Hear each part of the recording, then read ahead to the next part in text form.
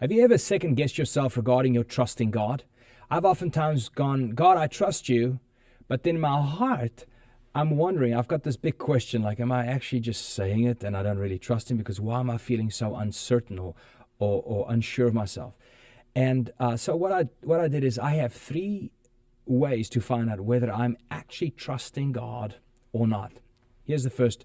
I know that I'm trusting God when I'm able to obey him. Think of Noah.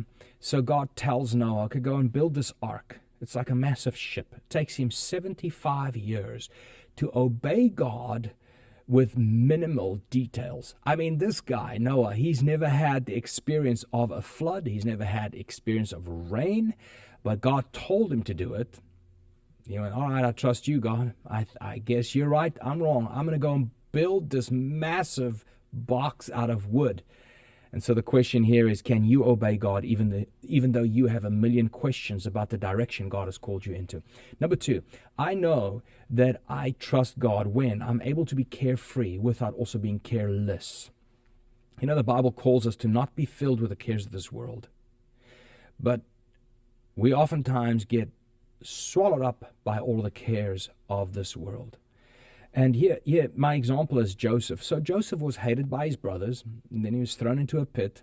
He's pulled out, then he was sold into slavery. He eventually was lied about by Potiphar's wife. He was thrown into prison. And, Joseph never came to the place where he says, you know what, I just don't even care anymore. I quit.